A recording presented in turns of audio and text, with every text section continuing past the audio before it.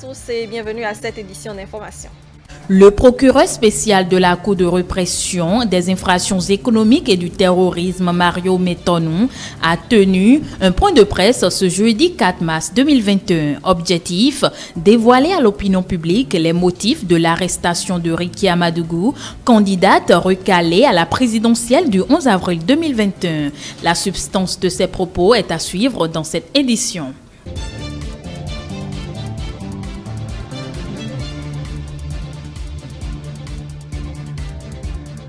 Les agents de collectivités locales du Bénin étaient en séminaire de formation ce jeudi 4 mars 2021. Désormais, ils en savent davantage sur les notions relatives à la déclaration et le paiement des cotisations sociales à la Caisse nationale de sécurité sociale CNSS.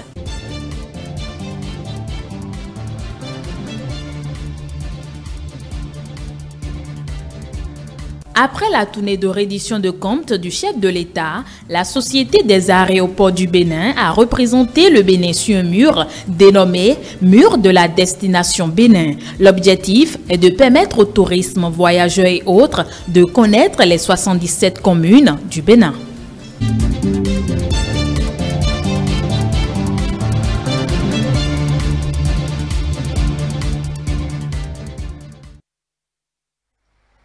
On démarre avec le point de presse du procureur spécial de la Cour de répression des infractions économiques et du terrorisme ce jeudi. Une sortie pour dévoiler à l'opinion publique les motifs de l'arrestation de Rekia Madougou intervenue ce mercredi. Rekia Madougou qui est candidate recalée à la présidentielle du 11 avril prochain. Je vous invite à suivre ses propos. Le 3 mars 2021 vers 19 h, Madame Rekia Madougou a été interpellée par la police républicaine.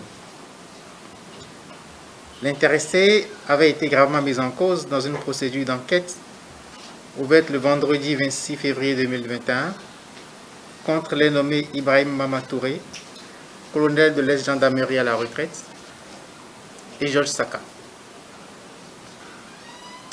À l'étape actuelle, les faits ainsi qu'ils ressortent de la procédure d'enquête se présentent comme suit. Disqualifiée de la course à l'élection présidentielle d'avril 2021, Mme Rekia Madougou et certains membres de sa formation politique ont, selon toute vraisemblance, formé le dessein de perturber le déroulement du prochain scrutin en perpétrant des actes de terreur de grande ampleur. Ainsi, le 24 février 2021 vers 22 h 30, Georges Saka, qui se trouve être l'un des plus proches collaborateurs de Mme Rekia Madougou à Parakou, est entré en contact avec le colonel Ibrahim Mamatouré pour, dit-il, lui confier une mission importante et très sensible.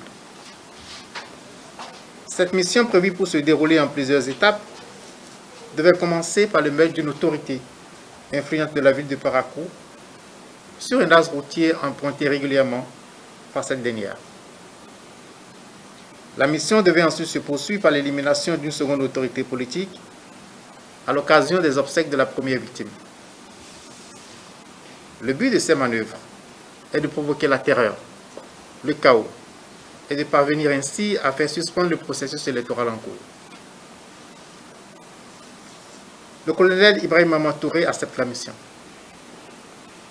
Les deux mises en cause définissent les modalités de la première opération avant de s'accorder sur son coût. La somme convenue est versée par Georges Saka au colonel Ibrahim Mamatouré dans la journée du vendredi 26 février 2021, un peu avant 11 h. Juste après la remise des fonds, les deux individus sont interpellés par la police républicaine. De l'aveu du colonel Mamatouré chargé de l'exécution de la mission, il ressort que cette somme a été envoyée par Mme Rekia Madougou. C'est ce qui justifie l'interpellation de cette dernière dans la journée d'hier et dans le cadre de l'enquête en cours. Il faut rappeler que l'atteinte volontaire à la vie des personnes, à leur intégrité ou à leur liberté, ainsi que l'enlèvement ou la séquestration des personnes, lorsqu'elle a pour but de contraindre indûment les pouvoirs publics à accomplir ce qu'ils ne sont pas tenus de faire, ou s'abstenir de faire ce qu'ils sont tenus de faire est qualifié de terrorisme par les articles 161, 162 et 163 de notre code pénal. C'était donc la déclaration de Mario Metonou, procureur spécial de la Cour de répression des infractions économiques et du terrorisme. Soglo Yahi, qui pouvait stopper, c'est autour de cette thématique que sociologues, chroniqueurs, journalistes, analystes politiques ont porté leur réflexion au cours d'une émission spéciale ce mercredi sur votre chaîne de télévision. Face aux propos tenus par les anciens chefs d'État, les invités ont appelé à la retenue. Elia Djira. Même si le processus électoral est en cours et que le premier tour de l'élection présidentielle est fixé au 11 avril 2021, des personnalités politiques en qualité d'anciens chefs d'État donnent de la voix sur la question, mais aussi sur la fin du mandat du président Patrice Talon. Des propos tenus qui sont passés en revue au cours de cette émission spéciale. J'ai appris avec le président Bouli Yahi qu'il ne faut jamais affronter un président qui est au pouvoir parce qu'il a en sa disposition tous les pouvoirs. Pour vous faire du mal.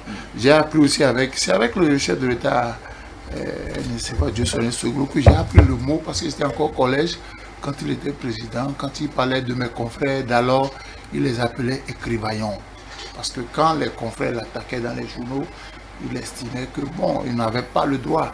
Mais aujourd'hui, se retrouver à la touche et attaquer celui qui est au pouvoir, j'estime qu'on ne donne pas une leçon à la génération montante. Et je pense que quand on a occupé ces fonctions, il y a quand même une posture républicaine à adopter. C'est tout autant choquant d'entendre ces allusions, ces dérives, parce que parfois on a l'impression simplement que ce sont des règlements de compte. C'est inélégant, c'est discourtois, c'est disproportionné. On ne sait pas classer ce que nous avons entendu. L'éducation que nous avons reçue sur ce plateau ne nous permet pas de reprendre ces mots-là. Parce que le Bénin dont nous rêvons, le Bénin que nous appelons de tous nos voeux, n'est pas celui qu'ils sont en train de peindre là. Se désolant de l'attitude du président Boni Yahi et de Nicéphore Soglo, les invités donnent quelques approches de solutions pour stopper leurs élans. Qui pour les arrêter? C'est d'abord le peuple béninois tout entier. En faisant quoi? En les ignorant complètement. Mais sur ces faits-là, chaque fois qu'on les invite, chaque fois que c'est de l'élégance dans le discours, il faut les ignorer complètement. Et ils sauront que ceux à qui ils parlent sont au-dessus d'eux, sont plus mûrs, sont plus courtois, à la limite respectent davantage les règles de bienséance qu'eux. Ils peuvent avoir leurs différends. Parce qu'au moment où ils étaient en train de faire le deal, vous et moi n'étions pas là. Donc, s'il y a un clash, on n'a pas besoin de venir tacler les gens comme ça. Qui plus est, un président de la République. Si demain, par exemple, le président de la République se plaint pour outrage et qu'on convoquait le président de Nicéphore Soglo, on va dire. Vous voyez ce que ça va donner? Mais les gens devaient savoir que quand on est dans la République et qu'on a exercé une fonction, on connaît le côté sacré. Pour le sociologue Dodi Amouzovi, quels que soient les mécontentements de ces personnalités envers le président Patrice Talon, ils se doivent de respecter sa personne au nom de la fonction suprême qu'il incarne. On doit critiquer, on doit reprocher. C'est dans l'essence du débat démocratique. Mais quand ça se passe comme ça, on donne le contre-exemple. Lorsque ce que vous avez à dire n'est pas plus fort que le silence, ne ratez jamais les occasions de vous taire. Tour à tour, les invités ont exhorté les anciens chefs d'État à faire preuve de retenue et servir d'exemple à la jeune génération pour un meilleur développement du Bénin. Il y a des choses qu'un président ne peut pas et ne doit pas dire. Il y a des choses qu'un ancien président n'a pas le droit de dire sur la place publique. Parce qu'il est passé par là. Si il n'était pas passé par là, si c'était vous et moi, on allait dire, bon, ils ne savent pas de quoi ils parlent parce qu'ils n'ont jamais exercé cette responsabilité. Mais pour avoir exercé cela, on doit comprendre que, attention, vous êtes devenu une référence. Les agents de collectivités locales du Bénin en savent désormais davantage sur les notions relatives à la déclaration et le paiement des cotisations sociales à la Caisse nationale de sécurité sociale CNSS. Et c'est à la faveur d'une formation initiée ce jeudi à leur intention. Aziza Chamon. La déclaration et le paiement des cotisations sociales à la Caisse nationale de sécurité sociale CNSS par les collectivités locales. C'est le thème qui focalise les attentions à cette séance de sensibilisation. Le régime béninois de sécurité sociale, la déclaration et le paiement des cotisations sociales à la CNSS, puis l'appurement des comptes des collectivités locales sont entre autres les 3 communications reçues par les participants présents à ce séminaire de formation et d'information animé par les cadres de cette structure. Pour le directeur général de la CNSS, la tenue de la présente rencontre se justifie par plusieurs motifs, des motifs qui ont tout leur sens selon l'autorité. La rencontre de ce jour n'est pas fortuite. Les collectivités locales utilisent, à côté des agents de l'État, du personnel régi par les dispositions du Code du travail. À ce titre, il pèse sur elles des obligations légales de déclaration et de paiement des cotisations de sécurité sociale, mais aussi de production des listes nominatives au soutien des déclarations souscrites. Force est de constater que les collectivités locales ne remplissent pas toujours leurs obligations. Cet état de fait expose les travailleurs aux risques sociaux et les empêche de jouir pleinement de la protection sociale qui est à eux par le régime général de sécurité sociale. Au regard des tracasseries que subissent le plus souvent les agents des collectivités locales lors de leur retraite, le gouvernement a voulu corriger le tir via les réformes engagées au sein de cette structure, ce qui réjouit à plus d'un titre le représentant de la mairie de Cotonou. Les agents des collectivités locales souffrent le martyre dès lors qu'ils font valoir leurs droits à une pension de retraite. Les agents retraités des collectivités locales souhaiteraient, une fois admis à la retraite, qu'ils puissent jouir de leur pension comme les autres agents de l'État. Vous comprenez alors l'importance de cette réforme actuellement entreprise au niveau de la Caisse nationale de sécurité sociale qui voudrait désormais que les déclarations soient souscrites en ligne. Donc le séminaire de ce matin est vraiment venu à point nommé. Plusieurs panels vont meubler les travaux au cours de cette rencontre qui réunit plusieurs participants venus des différentes contrées du pays. Il s'agira pour nous de discuter des questions liées au processus de déclaration et de paiement des cotisations sociales à la CNSS et surtout de la question de la production des déclarations nominatives parce que c'est à partir de cette déclaration qu'on a le détail, on peut retracer la vie professionnelle d'un salarié aussi bien en termes de durée d'activité que de salaire perçu. L'objectif de la Caisse nationale de sécurité sociale en initiant ce présent séminaire vise entre autres à améliorer les relations entre la CNSS et les collectivités locales, définir les modalités d'appurement de vos comptes cotisants dans nos livres et enfin définir d'un commun accord les modalités de paiement des arriérés de cotisations sociales. Rappelons que la CNSS est régie depuis le 11 février 2013 par le décret numéro 2013-50 portant la liste des maladies professionnelles et ses annexes en République du Bénin. Lancement ce mercredi du bréviaire 10 minutes pour convaincre sur les acquis du PAG 2016-2021. C'est un ouvrage qui fait le résumé des grandes réalisations du programme d'action du gouvernement. Et la cérémonie de lancement a eu lieu en présence du ministre des Sports Osvaldo Meki et du maire de la ville de Cotonou, Luc Atropo. 10 minutes pour convaincre sur les acquis du PAG 2016-2021. C'est le nom de ce bréviaire qui retrace les grandes réformes opérées par le gouvernement depuis son avènement au pouvoir. Dans un style expressif et un langage accessible, l'auteur, à travers son œuvre, a voulu éclairer la lanterne des lecteurs sur certains domaines stratégiques impactés par le programme d'action du gouvernement. Un programme structuré en 3 piliers comportant 45 projets phares, 95 projets sectoriels et 19 réformes institutionnelles pour un budget de 9 053 milliards de francs CFA. Dès les premières semaines de sa prise de pouvoir, le président de la République nous a tous impressionnés en désignant d'abord les chefs-lieux des 6 nouveaux départements. Ensuite, il a nommé les préfets. Il les a installés. Au niveau de la diplomatie, on a réajusté la carte diplomatique de notre pays On a orienté la diplomatie vers le rayonnement et les résultats du développement. Et aujourd'hui, le Bénin est quand même respecté dans le monde diplomatique. Au niveau du numérique, le Bénin a quand même pu déployer près de 2000 km de fibre optique. L'idée, c'est de couvrir le territoire avec le haut débit et le très haut débit. En croit Eman Atindeou, auteur de cet ouvrage, l'idée de sa réalisation est née d'une discussion avec un ami sur les actions fortes du gouvernement et s'est concrétisée grâce au rapport de l'an 4 du PAG. Que ce document soit un outil pour convaincre, un outil pour se documenter soi-même, pour permettre à ceux qui l'auront d'être la lumière auprès des malvoyants et des sceptiques qui, malgré tout, refusent de voir que le Bénin avance.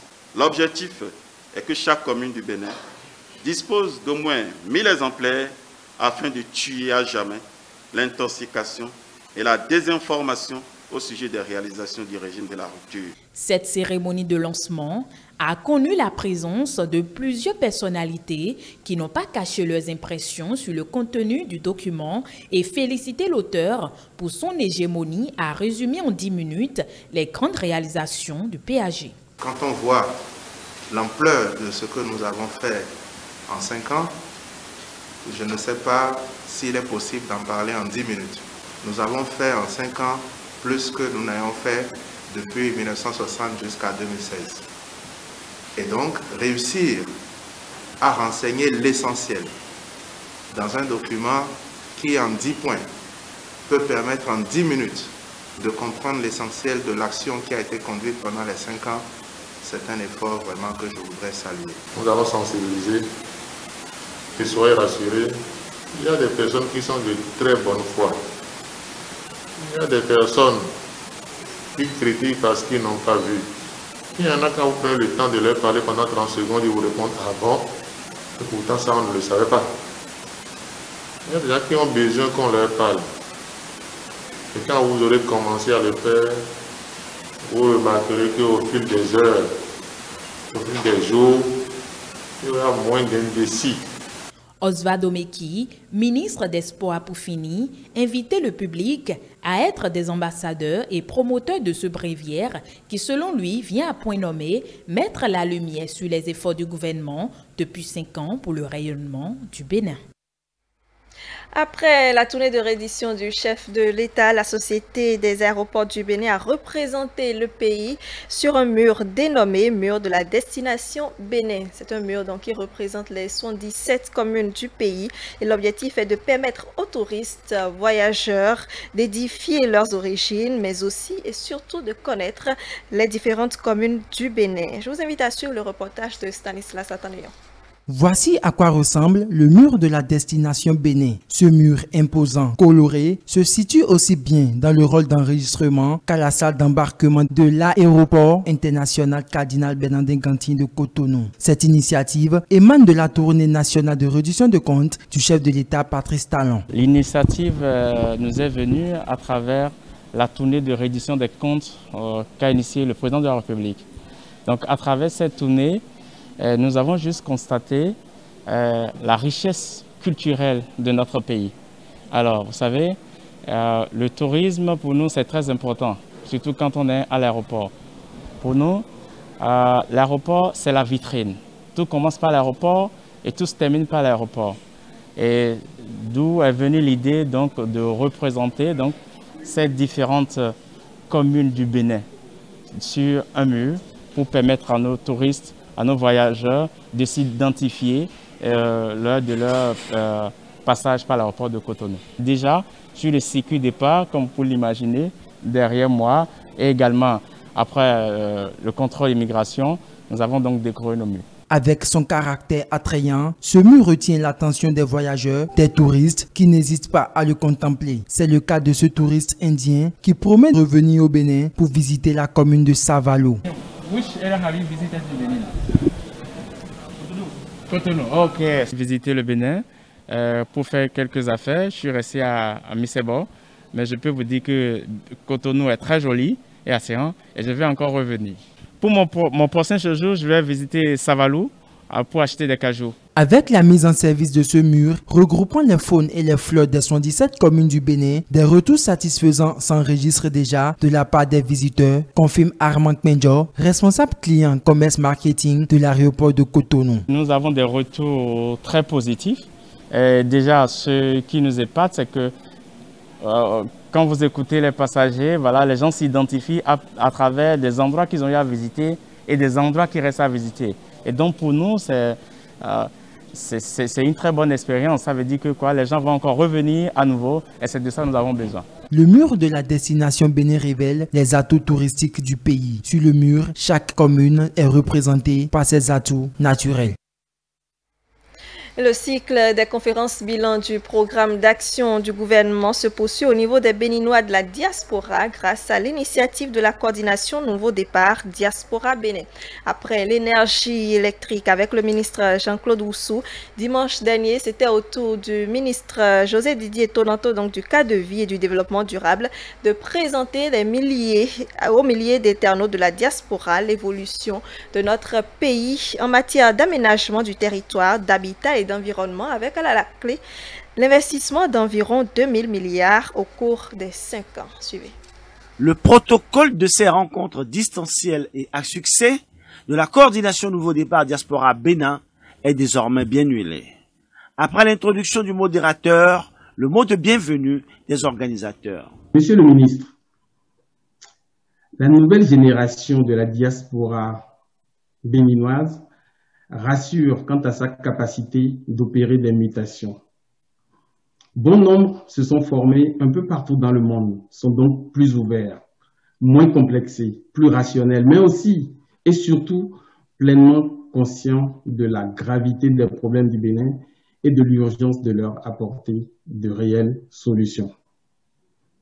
C'est pour ça, Monsieur le ministre, nous avons souhaité être avec vous ce soir, vous écouter, partager avec vous 5 années d'expérience qui, nous supposons, ont été palpitantes. La CNDDB est vraiment heureuse d'échanger avec vous et souhaite un bon succès aux discussions que nous aurons ensemble ce soir pour construire ensemble notre pays, le Bénin. Je vous remercie. Puis, le directeur de la communication de la présidence de la République précise le contexte de la politique sectorielle. Le domaine du cadre de vie et du développement durable est apparu dès le départ de l'action du président Talon et de son gouvernement comme l'un des secteurs les plus sensibles parce qu'il y avait beaucoup à faire pour réorganiser notre façon de vivre en communauté, donner une nouvelle dynamique à nos villes pour en faire des espaces de vie attrayants, agréables. Et cela a nécessité des actions d'envergure. Et au conférencier principal de prendre la parole pour un exposé quasi détaillé des actions réalisées dans son périmètre. Le cadre de vie, en effet, c'est l'aménagement du territoire, c'est l'habitat et tout le volet construction. C'est également les villes, développement urbain, la ville durable. C'est l'environnement dans toutes ces thématiques changement climatique, biodiversité et désertification. Et c'est enfin le développement forestier, les eaux et forêts et la gestion des aires protégées. Vous savez qu'au Bénin, nous avons aujourd'hui la plus grande aire protégée de l'Afrique de l'Ouest, qui est la Pendjari, auquel est adossé le parc W, qui fait lui-même partie du grand complexe WAP, W, Pendjari, Arli, qui est au Burkina Faso. Ici, le périmètre constitue l'un des pôles aux résultats les plus tangibles du programme d'action du gouvernement. Et quand vous envoyez vos questions dans la messagerie, veillez à bien la formuler, relisez correctement avant de valider. Parce que nous, dans l'émission, nous allons lire vos questions pour que le ministre puisse y répondre. Depuis 2016 à 2021, le secteur du cadre de vie et du développement durable a bénéficié de près de 2000 milliards d'investissements sur la période 2016 à 2021. À la date d'aujourd'hui, le chiffre que j'ai, c'est 1864 milliards. Et vous avez dû suivre que il y a 3 semaines, le marché de la cité ministérielle a été passé à près de 75 milliards. Donc ça continue et les 1864 milliards dont je parle là sont déjà dépassés. Nous sommes autour de 2000 milliards qui avaient d'ailleurs été annoncés lors du lancement du PAG pour le secteur du cadre de vie et du développement durable. Vous êtes d'accord que ce soit dans le public ou le privé, le secteur du cadre de vie est le secteur de la visibilité de l'action gouvernementale. Il a fallu attaquer des temps concrets des problèmes que nous avons pour proposer des solutions pratiques. La réalité de ces chiffres se trouve dans un vaste programme immobilier de construction de logements sociaux dans tout le pays, la construction d'une cité ministérielle et administrative, des sièges des institutions, dont le nouveau siège de l'Assemblée nationale, la réhabilitation et la modernisation de la voirie urbaine dans 9 villes à travers l'asphaltage, pour ne citer que ces œuvres. Incontestablement, le périmètre du cadre de vie figure en bonne place dans le bilan du quinquennat qui s'achève. Et puis, les meilleurs spécialistes en maladies infectieuses de Chine et des États-Unis se sont rencontrés virtuellement lors d'un événement à l'université d'Édimbourg. Il faut dire que cette rencontre intervient alors que la Chine a atteint une période post-pandémique. Mais la majeure partie des États-Unis continue de lutter contre le virus. Suivez. Les effets de la pandémie de Covid-19 ont eu un impact sur le monde au-delà de toute attente. Les grands experts chinois et américains en la matière ont récemment discuté de la situation de la communauté mondiale en termes d'isolement continu et de retour à la stabilité économique. C'est très risqué. Si vous allez trop vite, vous avez un recul. Si vous allez trop lentement, vous avez beaucoup de souffrances, les problèmes de santé mentale, les problèmes économiques. C'est un équilibre. Le docteur Fauci a dit un jour que ceux qui se faisaient vacciner pouvaient même socialiser ensemble. Il encourage les gens à se faire vacciner le plus tôt possible. Qu'en pensez-vous ? La vaccination ne peut pas résoudre 100% du risque d'infection. Les gens doivent encore être prudents une fois vaccinés. Les experts disent que les gens devraient tirer les leçons de cette crise mondiale. Ils ont aussi appelé à la solidarité dans la lutte contre l'urgence en santé publique. Si vous êtes en plein cœur d'une pandémie, tous au pays à travers le monde doivent s'unir. Il s'agit d'une pandémie mondiale qui nécessite une réaction mondiale.